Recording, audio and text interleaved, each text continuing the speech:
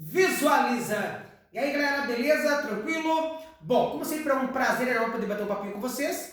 Nós já tivemos a parte 1 de solos, onde o senhor trabalhou alguns conceitos importantes, principalmente a questão de classificações, a questão dos fatores que estão relacionados à formação do solo, o conceito de solo, a causa da decomposição e desagregação das rochas, que seria o intemperismo. Agora, hoje a gente vai bater um papinho, dando continuidade às ideias. Lá no finalzinho da parte 1, eu dei uma dica 1 para vocês, que era sobre o que mesmo, professor? Era essa aqui, ó. Solos azonais, solos intrazonais. Era a dica 1. Agora, nós começamos essa parte 2 com a dica 2. So, o que é a dica 2, tracinho? É a questão dos termos utilizados para a granulometria do solo. Em outras palavras, o que quer dizer isso, professor? O tamanho dos grãos do solo. Professor, quando os solos apresentam tamanhos maiores de grãos, como é que ele é chamado, professor? É chamado de cascalho. Ok? Quando eles são muito finos, os sedimentos que formam aquele solo, é chamado de argila. Então, normalmente o vestibular pode usar esses conceitos para tentar te atrapalhar no seguinte assim: a argila apresenta uma maior granulação. Isso é falso. A argila é a partícula de sedimento menor do solo. Então, quando o solo ele é formado de material bastante fino, então ele é um solo bastante argiloso. Entendeu a ideia? Quando a granulação vai aumentando, esse solo vai se tornando o quê? Arenoso. É quando já apresenta uma granulação maior. Quando ele é formado por pedregulhos de tamanhos mais significativos, ele é o cascalho. Então eu quero que você lembre assim: qual seria a partícula de sedimento mais fina? A menor partícula? Argila. Guardou essa? Aí veio o que, professor? Silt. Aí veio o que, professor? Areia. Aí veio o que, professor? O cascalho. Então se guardar essa ideia de que a argila, o silt são partículas finas de sedimento, o cascalho já são partículas maiores, e a areia é intermediária, já vai te dar uma dica legal para você poder interpretar na questão, ok? A dica 3 é a questão do quê? Da evolução do solo. Os solos que são bem formados, como esse cara aqui, ó. Aqui você já está vendo o quê?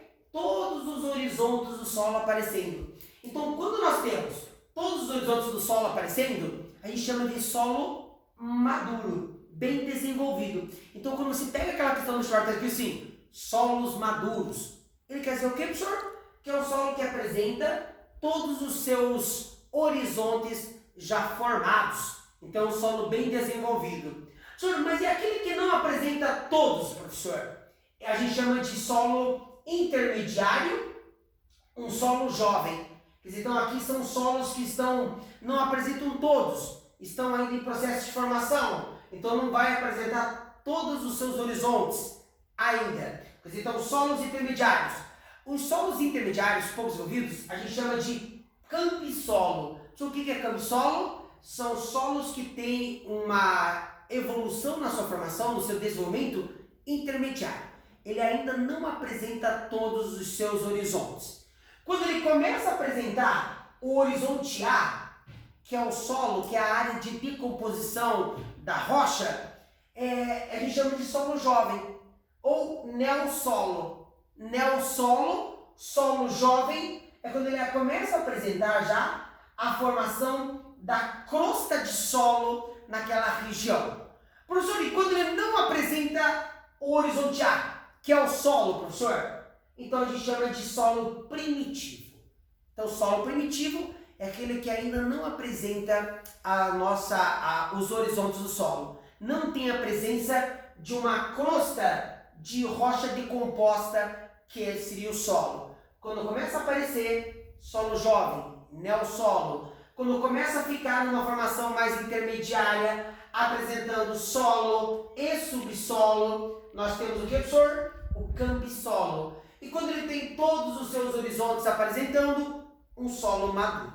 Legal a dica? Ok. Aqui, aproveitando a falar de horizontes do solo, Então essa parte 2 é bem nessa vibe mesmo, para a gente já poder guardar essas ideias. Professor, eu quero que você lembre assim, ó, O, A, B, C, D ou R.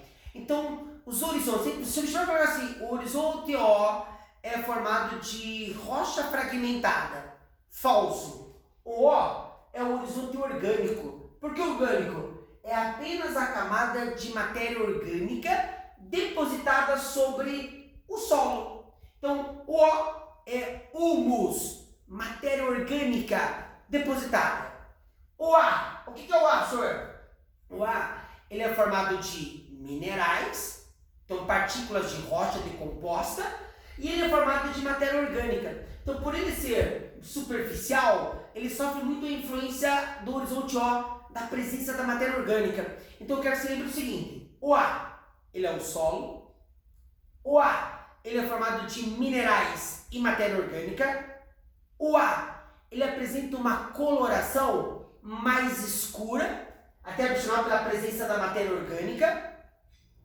O A é o horizonte que é lavado. Então é onde nós temos a maior ou mais intensa o processo de lixiviação, a lavagem do solo. Então a lixiviação ela tende a ser mais intensa no horizonte A. Por isso que ele é o horizonte de lavagem, ok? Então muito bem, professor. O que é o B, professor? É o subsolo. Ele é formado de minerais e de matéria orgânica.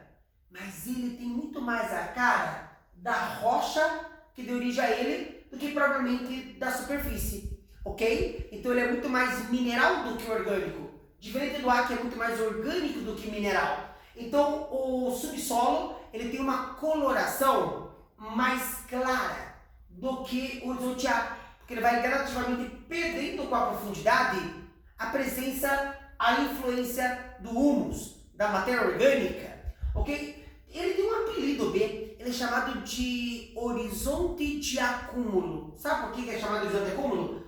Porque tudo que vai se infiltrando através da chuva, através da água, vai sendo transportado e depositado nesse horizonte. Então por isso que esse horizonte aqui, o horizonte B, é a zona de acumulação. Então a tendência é o quê? A tudo que vai sendo infiltrado pela presença da água vai se acumulando aqui. Senhor, como é que eu chamo aquela formação formada de hidróxido de ferro, de alumínio, formando aquela camada dura, ferruginosa, através desse acúmulo? A gente chama de laterização. Então a laterização é uma camada bastante dura, né, ferruginosa, de hidróxido de ferro ou de alumínio, que se forma nesse horizonte de minerais que não são solúveis. Se ele não é solúvel pela água, eles são transportados pela água, criando essa camada nesse horizonte. Ok? Então é uma característica bem legal do horizonte B, ele ser um horizonte de acúmulo. O que é o C, professor? É a rocha alterada apenas. Então é a rocha fragmentada. E o que é o R ou o D? Horizonte D ou R?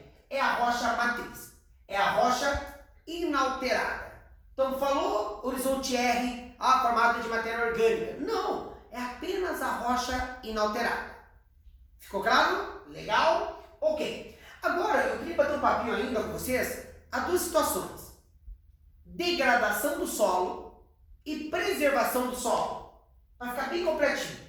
Aqui, para ganhar tempo e você também poder já ir anotando tudo também, eu coloquei uma lista de situações que caracteriza a degradação do solo. Então, muitas vezes o vestibular vai fazer essa relação dos impactos do solo. Primeira coisa que eu quero falar para você, olha bem na minha carinha, bem na carinha do trocinho. Senhor, somente a ação humana provoca a degradação do solo. Isso é falso. Esses exemplos que eu estou dando aqui são exemplos que têm a sua formação natural, pode ser natural, mas que são intensificados pela ação do homem, principalmente através do desmatamento, a retirada da cobertura vegetal e expondo esse solo ao clima, à chuva, à temperatura, ok? Então tem que lembrar que esses caras aqui, eles são degradações que podem ocorrer de forma natural, mas que não dá para negar que o homem intensificou através das suas atividades, beleza? Então vamos lá, vamos ter um papinho. compactação do solo. Cara, sabe o que é a compactação do solo? A compactação do solo é quando você, ao utilizar muito maquinário, ao você construir casas, asfalto, quando você coloca muito gado compactando aquele solo, você reduz a porosidade do solo. Se você reduz a porosidade do solo, você reduz a infiltração de nutrientes, a infiltração de água, que também é importante para a formação do solo. Lembra que o solo ele é formado por minerais, matéria orgânica, ar, água, micro-organismo, e tudo isso vai dar origem a manter um solo adequado. Agora, quando você compacta esse solo, deixando ele compactado, você já inibe a porosidade, inibe a infiltração. E lógico, isso aqui principalmente através das atividades humanas, dentro do espaço urbano como na área rural, colaborou para essa compactação. Erosão. A erosão, lembra daquela aula que a gente falou sobre a erosão da chuva, a erosão do vento, a erosão marinha? A erosão, na verdade, ele vai provocar a retirada do solo na superfície, sendo transportado pelos agentes externos para outra região. Então, a erosão, na verdade, está ligada diretamente à perda do solo. E aqui eu posso colocar o desmatamento, expondo o solo à ação da chuva, marca essa característica, ok? Outra coisa que você poderia ligar a erosão a persolo, áreas mais íngremes, onde chove muito, não tendo as raízes das árvores para segurar esse solo, o solo ele desliza sobre a rocha matriz, criando deslizamento de terra, movimentos de massa, que podem trazer prejuízos ao ser humano também. Salinização. Salinização é o que, professor? É o aumento do teor de salinidade de sal concentrado naquela região, naquele solo. Isso aqui vai estar ligado principalmente às atividades agrícolas do homem. É natural? É natural, mas se intensificou a ação do homem. Normalmente em áreas de bordas de deserto, região do semiárido do Brasil, lá no Nordeste, nas bordas muitas vezes a atividade agrícola utilizando métodos de irrigação descontrolada, inadequada, faz com que ocorra o quê? O desprendimento dos sais minerais da rocha, a água evapora e o sal se concentra, ampliando o teor de salinidade numa determinada região do solo. Então, a salinização você sempre vai ligar o quê? A irrigação descontrolada, feita de forma inadequada, normalmente em áreas de bordas de desertos, onde já ocorreu o desmatamento humano, ok? E ali o homem está tentando interferir, inserir uma atividade agrícola. Ok? Laterização, nós já vimos, né? Agora há pouco eu já falei, que é a formação dessa camada de hidróxido de ferro, de alumínio, provocado pela lavagem do solo. Natural? Sim, mas pode ser intensificado a partir da exposição desse solo. Lixiviação, natural, mas pode ser intensificado pela ação do homem, expondo através do desmatamento esse solo, e aí deixando mais fácil para que a água infiltre em grande volume, de forma exagerada. Acidificação. A acidificação, ela vai estar ligada também à questão da laterização, né? Ok? Então, o hidróxido de ferro e do alumínio amplia a acidez do solo. Então, a acidificação do solo já acaba criando aí essa acidificação, uma dificuldade do homem produzir. E vai ter que usar atividades como, por exemplo, a calagem para buscar a correção desse solo. Desertificação. Desertificação é a expansão de áreas secas. Isso, de novo, vai estar relacionado à ação do homem. É natural? É natural. Pode ser intensificada pelo seu homem através do desmatamento. Ok? Fazer com que a área desértica ela vai se ampliando, ela vai se expandindo essa área seca. E, lógico, o solo vai sofrendo os prejuízos da mudança que vai ocorrendo nessa região através da perda da matéria orgânica, da perda da vegetação que protegia aquele solo, da redução da quantidade de água. Então, tudo isso vai começando a trazer impacto ao solo. Diminuição da matéria orgânica, aí vem novamente o desmatamento, a contaminação e poluição. Aí vamos parar para pensar. O ser humano, ele polui o solo, senhor, tanto na área urbana como na área rural. Então, na área urbana, normalmente eles vão ligar o quê? A grande produção de lixo que será jogado, que será lançado sobre esta região. Então, o fim inadequado do lixo os grandes lixões a céu aberto, vai se decompondo esse lixo, vai gerando churume, vai infiltrando, poluindo o solo, poluindo a água subterrânea. Quer dizer, então, muito bem, professor. E a outra forma de poluição que eu gostaria de dar destaque aqui é a ideia do que, professor? A ideia do uso intenso de agrotóxicos na área natural, na área rural. Beleza? Então, fertilizantes, quer dizer, o produto químico utilizado polui quimicamente esse solo nas áreas rurais também. Então, o uso descontrolado de agrotóxicos. Mas, para não dizer, eu coloquei aqui uma listinha também de métodos de conservação do solo. Vamos fechar essa aula comigo? Então, plantio direto, uma prática agrícola que você planta, vou dar um exemplo do milho. Plantei um milho, eu colho o milho, quebro, mas eu não vou virar esse solo. Vou deixar a palha sobre esse solo para que ele possa enriquecer organicamente e também essa camada de palha proteger o solo, não deixando ele exposto. Aí depois você só faz a valetinha para que você possa plantar a soja, por exemplo. Então, o plantio direto é uma boa prática, ajuda a conservar o solo. Sistema de irrigação de forma controlada, lançando aí no solo a quantidade necessária de água para que ela possa produzir, para que ele possa se abastecer desse recurso. Reflorestamento, a reposição de regiões e quando se fala em reflorestamento, não estou falando em plantar pinos e eucalipto, não. Eu estou falando em repor a vegetação original daquela determinada região, tentando buscar uma proteção daquele solo. Proteção das reservas legais, que seriam os nossos biomas, as nossas vegetações, e das áreas de preservação permanente. O que é área de preservação permanente, professor? Áreas íngremes, manter protegido, manter a vegetação que ela está, não tendo ocupação humana. Exemplo, mata ciliar, a mata às margens do rio, uma área de proteção também permanente, segura o solo, protege o barranco do rio, não deixa ocorrer assoreamento, que é lançar sedimentos para dentro do rio, tendo a perda do solo e também tornando o rio mais raso, que é o assoreamento. Então, protegendo os APPs, áreas de nascentes, então tá ali lindinho, tudo isso aqui colabora não só pela questão biológica, mas também, querendo ou não, colabora para a proteção do solo. Adubação sustentável, quer dizer, eles colocam a ideia do que? Intensificar a agricultura orgânica, a adubação orgânica nas práticas agrícolas. Rotação de culturas, eu plantar vou dar dois exemplos de rotação de cultura. É você plantar durante o ano milho e soja. O milho colabora para repor ao solo muitos dos seus nutrientes. A soja já suga bastante o solo, mas daí existe um equilíbrio quando você faz essa rotação. Ok? Então você planta a soja, aí numa entre safra de soja você planta o milho. Então a rotação de cultura é importante para que tenha o equilíbrio e a reposição. Curvas de nível, terraceamento. Eu quero mostrar aqui para você ver, ó, plantio direto.